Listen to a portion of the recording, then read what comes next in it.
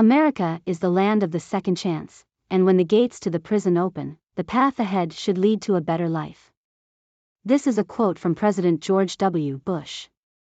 If you agree with this quote, you'll also agree that the United States prison system should be utilized for justice and rehabilitation. You may be surprised to learn, however, that just 3 years ago in 2020 weekly inmate turnover rates reached a whopping 50% in America. This means that more prisoners were being incarcerated than there were prisoners being rehabilitated and set free. Mass incarceration has rapidly been skyrocketing right under our noses, and U.S. prisons have begun to overflow. How could America possibly be considered the land of the free with such high prison populations? The truth is it can't, not without big changes. Today I'd like to touch on the rise of mass incarceration in the United States, as well as exoneration rate, and finally why they are both so high.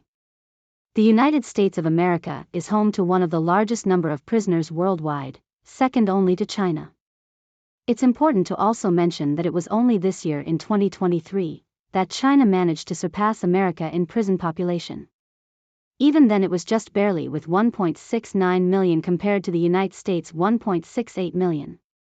In 2021 it was estimated that the United States housed a total of 629 prisoners for every 100,000 inhabitants at the time.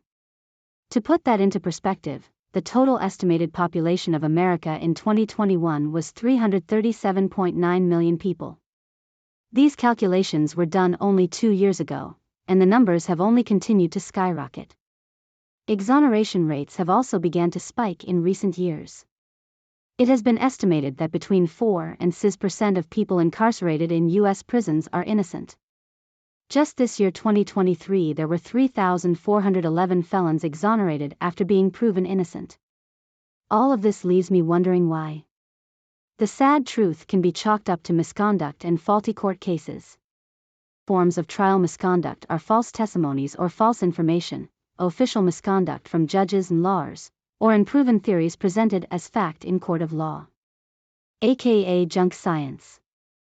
It is also important to consider the role both race and gender play in relation to prison populations. Despite only making up just 13.6% of the U.S. population, they account for a huge 53% of exonerated prisoners. More than half of the 3,300 people exonerated between 1989 and 2022 were Black. Overall, Black adults were imprisoned in 2020 at 5 times the rate compared to white adults. The lifetime chances of a person ending up in prison are also much higher for men at 9% than for women, with a 1.1% chance. Overall, it is important that we not turn a blind eye to the issues inside our prisons. All American citizens deserve to feel safe and free under the watchful eye of our U.S. justice system.